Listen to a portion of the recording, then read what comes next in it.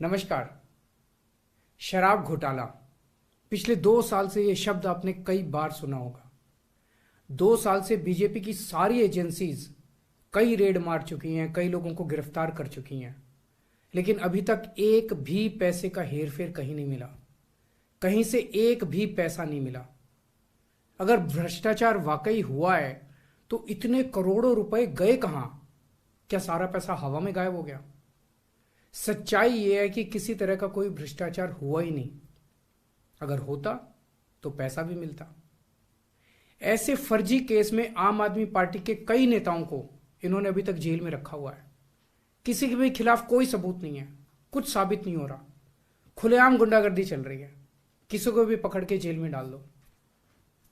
अब बीजेपी मुझे गिरफ्तार करना चाहती है। मेरी सबसे बड़ी संपत्ति, मेरी सबसे बड़ी ताकत मेरी ईमानदारी है। झूठे आरोप लगा के, फर्जी समन भेज के ये मुझे बदनाम करना चाहते हैं, मेरी ईमानदारी पे चोट करना चाहते हैं। इन्होंने मुझे समन भेजे हैं।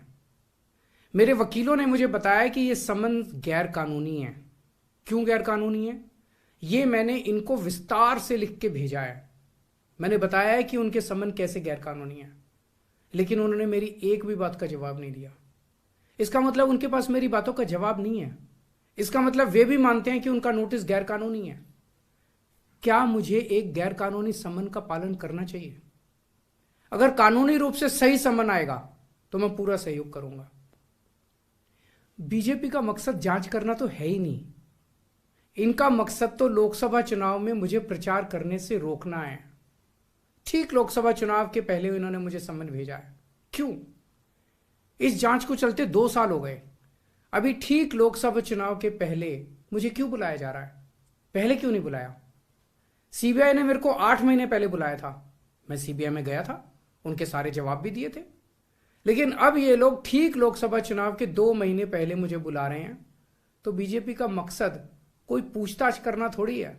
इनका मकसद है पूछताछ के बहाने केजरीवाल को बुला लो और उसे गिरफ्तार कर लो, ताकि मैं लोकसभा चुनाव में प्रचार ना कर पाऊं।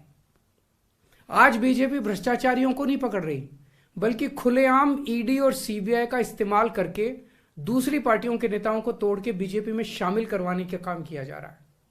एक नहीं, 2 नहीं, कितने उदाहरण हैं जहां किसी पार्टी के नेता के खिलाफ ईडीआई सीबीआई के मामले चल रहे थे या उन पे गंभीर आरोप लगे हुए थे। जैसे ही वो नेता बीजेपी में शामिल हुए, उनके सारे पुराने मामले बंद कर दिए गए या ठंडे बस्ते में डाल दिए गए। तो जो इनकी पार्टी ज्वाइन कर लेता है उसके सारे मामले रफा दफा कर दिए जाते हैं। जो इनकी पार्टी में नहीं जाता वो जेल जाता है। आज मनीष सिसोदिया, संजय सिंह और विजय नायर इसलिए जेल में नहीं है कि उन्होंने भ्रष्टाचार किया है, वो इसलिए जेल में है क्योंकि उन्होंने बीजेपी में शामिल होने से इंकार कर दिया है। आज हम बीजेपी का मुकाबला क्यों कर पा रहे हैं? क्योंकि हमने कोई भ्रष्टाचार नहीं किया। अगर हमने जरा सा भी गलत काम किया होता तो दूसरे भ्रष्टाचारी नेताओं की तरह आज भी हम बीजेपी में शामिल हो चुके होते आज तक। इस तरह देश के ईमानदार नेताओं को जेल में डाल के और भ्रष्टाचारियों को अपनी पार्टी में शामिल करवा के ऐसे तो देश आगे नहीं बढ़ सकता। ये क्या चल रहा है? ये जो कुछ भी चल रहा है बहुत खतरनाक है। ये हमारे जनतंत्र के लिए बहुत गलत है। इसे रोकना होगा।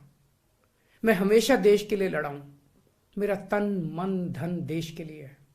मेरी एक एक सांस देश के लिए है। मेरी खून की एक एक बूंद देश के लिए है।